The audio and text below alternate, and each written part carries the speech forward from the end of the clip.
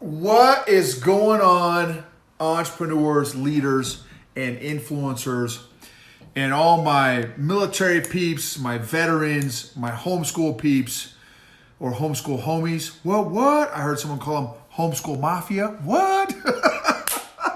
All right, so check this out. So six crucial lessons from my most recent valley. Give me a hashtag, way down in the valley. Hey, Nicholas, what's up, man? So hashtag valley. So 6 crucial lessons from my most recent valley. And I'm talking like this was this weekend. So, and last week a little bit. Jennifer, what's up? Thank you all for joining. So 6 lessons. All right, if you watched, and I've got my notes here, so if you see me looking down, that's what I'm checking out here. If you watched my last video or heard my last video or the recent episode on EQ for Entrepreneurs podcast, what's up, bro, Big Keith? You heard me share about a very emotional week last week. Pam, what's up? Last week was very emotional, and just ups and downs, and the weekend, same thing, took a turn for the worst. And that's right, Keith. So my emotions were overwhelming, and I'm going to kind of read this because I kind of wrote out what I was feeling here, and I want to get it right for you guys. So my emotions were overwhelming this past week. Krista, I couldn't think of any of the stuff I've been recommending to all of you in the EQ for Entrepreneurs podcast, in any of the videos I've done on Facebook or YouTube. I couldn't remember any of the stuff that I've recommended. I was completely, I was stuck. I was locked up in my emotions. I couldn't pull up my emotional airplane that was in the downward spiral. It was just, and I could not get out of this, get out of the feels. It was like I couldn't feel anything, and yet my emotions were still pulsating like an adrenaline-filled blood vessel. I couldn't identify my emotions. I couldn't organize my emotions. I couldn't shut off my emotions. I couldn't compartmentalize, which I was trying to do. Normally, again, I've got 2 PhDs, one in avoiding feelings and emotions, and number 2 in stuffing them. So I've got 2 PhDs in the area of emotional intelligence, and they're both not good PhDs. So I just could not shut off the valve that was pumping out all these emotions. And after a bit of stewing unproductively, thankfully, this is one of the times where I made a productive decision. But thankfully, because I was stewing unproductively, I was just stewing, and I couldn't think straight. I had no clarity. Confusion kills. Clarity is king. Confusion kills. Clarity is king. And I just could not get out of my head. So after a bit of stewing unproductively, I thankfully made the decision to break the cycle and my physical stew cycle and go for a brief, slow run, which are actually the only 2 types of runs in my inventory right now at this point. Brief and slow. So, and here's the thing, Kathy was in a similar spot. So both of us were in kind of these emotional valleys, and she had to go for a walk. And both of those decisions were very helpful. So that's a little free one there. That's not one of the 6 points. That would be a bonus one is, when you're stuck in your emotions, a good idea, and this is one of my points there later, I'll bring it up later down the road. Okay, so late last night was actually a turn for the worst, where we actually, Kathy had an hour and a half pure ugly cry. I'm talking like thug tears, just straight ugly ghetto cry, man. It was no joke, right? And Kathy, for those of y'all who know us, many of you know that I cry more than my wife does, right? So for her to be an hour and a half of just just like ugly cry was, it's no joke. It was rough. And, we were having a very deep conversation with some friends of ours, and they had intentionally reached out to us to have a conversation and to discuss some tough subjects and stuff. But here's the thing: the relationship was already built with that couple. That it was already established, and both of us and that other couple, we had sown and invested a lot into each other over the years, and actually over the course of, I want to say, over a decade now. So we got a lot of great time. So here's lesson number one. Lesson number one, give me #1. Lesson number one: dig your relational well before you're thirsty. Dig your relational well before you're thirsty. Sow into friends before you need one. Sow into friends before you need one. That's number one. Now, the second thing the second lesson is take the initiative in your relationship. So that couple reached out to us based on where they were at. They reached out to us. And so number two is take the initiative in your relationships. Number three, ask yourself some of the following questions. Number three, ask yourself some of the following questions. What do you need? What do you need? And here's the thing, if all else fails, do something physical. It does something, the physiological impact of us doing something physical is helpful. It gets the blood going, the chemicals going.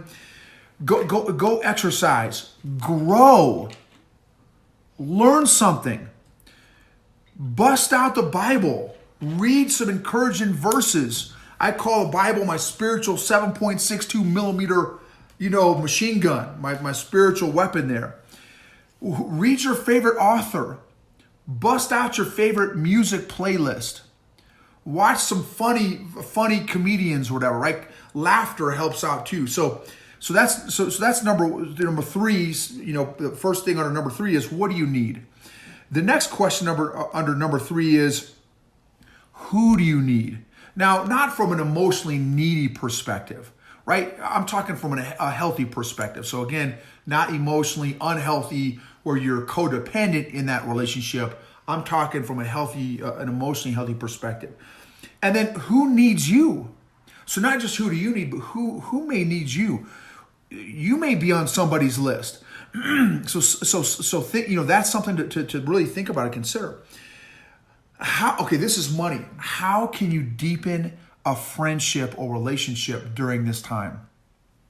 How can you deepen a friendship or relationship during this time? How can you sow into a relationship during this time? Okay, so those are all number three. Now, in the midst of Kathy's thug tears, okay, in the midst of just the downpour of the emotional intensity, they asked Kathy and us, they asked both of us a handful of questions. And here's my next point. After they asked a few questions, it completely unlocked a floodgate of creativity in my brain. I mean, it was like fireworks were going off. Neurons were firing. I could almost feel them blowing up. Right? I mean, I'm telling you, my brain was en fuego. I mean, it was going. So here's number four. Number four, never underestimate the power of a question. Never underestimate the power of a question. Okay, so some thoughts under that point, number four. What questions have you been asking yourself? Put a question in the chat log. What's a question that you've been chewing on during the last month? What's a question that you've been reflecting on? Next one. What are one or two questions you can ask someone else? What are one or two questions you can ask someone else? What question would you like someone to ask you? Do you have a question? Man, I really wish if so-and-so could ask me this question. Maybe it's your spouse, maybe it's your kids, maybe it's a relative, maybe it's a best friend, something like that. So that's under number 4. But here's the thing. The low point and the questions and the creativity that was as a result of the low point and the questions that released the creativity that was released during that time will be a turning point in my life. It was that major of a deal. So I am literally in the valley. Kathy's in the valley, hardcore. We're both in the valley. And here's the beautiful thing is God is not just the God of the mountaintops. He's also the God of the valleys. God will meet you where you are at, in the jail cell, in the prison, like he was with Big Petey Pablo back in the old school days, St. Paul. So number 5 is give yourself permission to be in the valley. One of our counselor, one of our family counselor, life counselor, whatever you want to call him, our counselor, we've done a lot of counseling with this guy. And one of the things he told me was, Noble, what's God supposed to be teaching you in the valley? Why do you think that the valley is negative? And I was like, dude, what are you smoking, bro? You must be smoking the good stuff. Like, what do you mean a valley is not negative? I'm like, the definition, by definition of a valley, it's negative. He said, why? And I mean, I'm telling you, you want to talk about questions. And I thought, wow. And he said, dude, maybe God's supposed to teach you something in the valley. Maybe there's a lesson for you in the valley. Go hunting for the Easter eggs of lessons in the valley that you're in right now. Don't try to run out of it before the lesson is learned. What are you supposed to learn in that valley? So give yourself permission to be in the valley. The question under number 5 of giving yourself permission, what is God wanting you to learn in the valley? What lesson are you supposed to be learning in the valley? Okay, next, give yourself permission to feel all those uncomfortable, awkward, intense emotions. Allow yourself to feel them. Why? I say this almost every episode. Pain and bitterness that's not transformed will be transferred. Pain and bitterness that's not transformed will be transferred somewhere else in your life.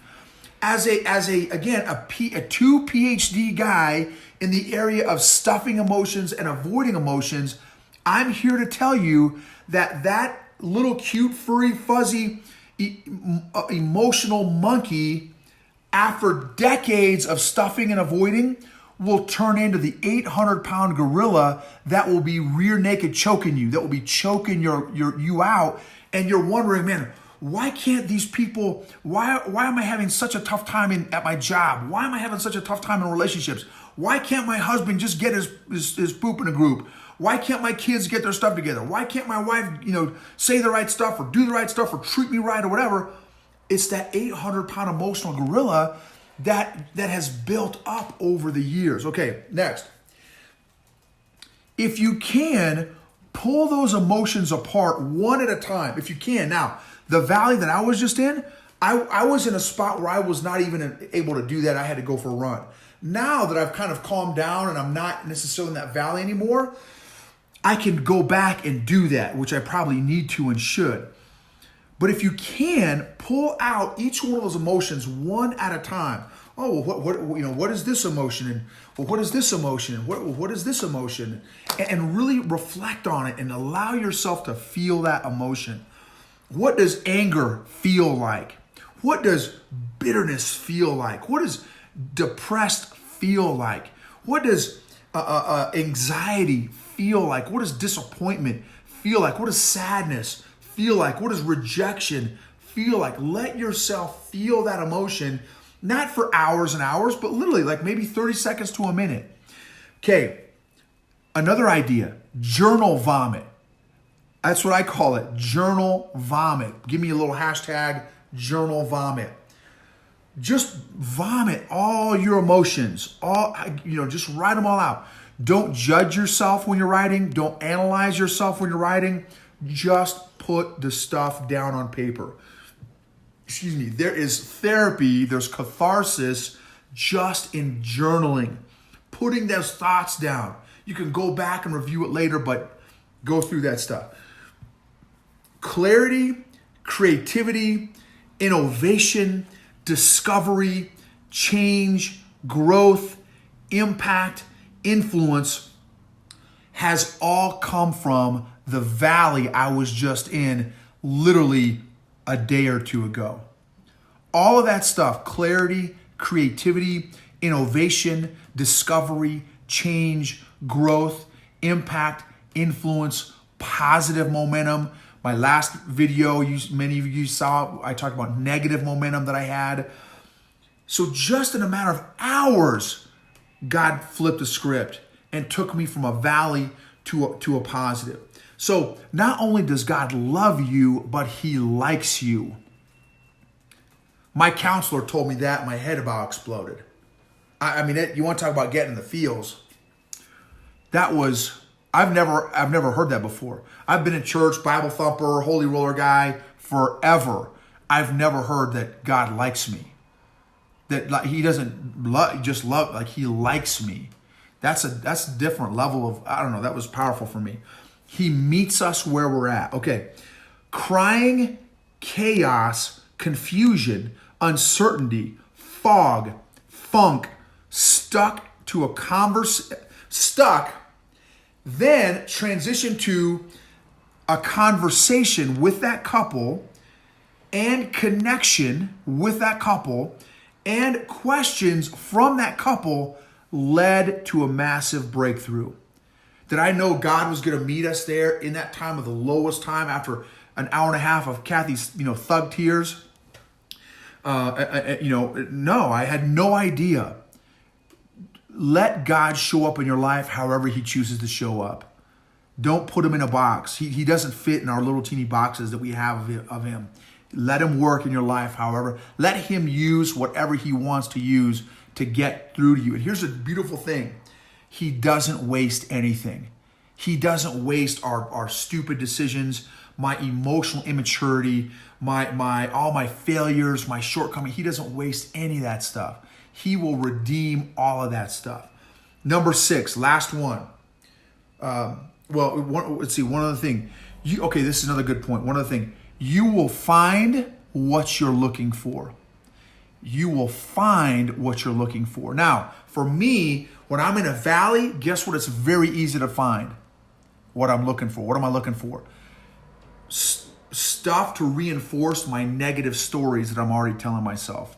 I'm looking for more reinforcement to build my mental file to justify my depression, my emotion, my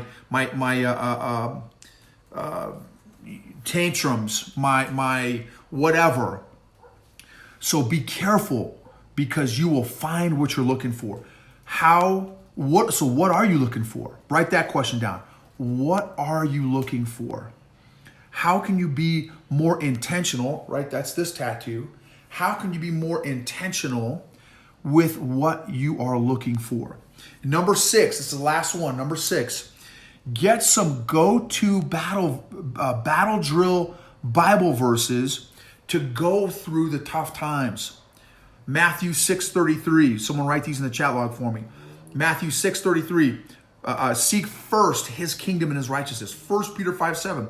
Cast all your anxieties on him because he cares for you. Proverbs 3:5 and 6. Trust in the Lord with all your heart. Lean not on your own understanding. Another one. 2 Corinthians 5:17. I walk by my circumstances. I walk by faith, not by sight. Galatians 6:9. Do not be weary in well-doing, for at the proper time you will reap if you do not give up. 2 Corinthians 12:8 through 10.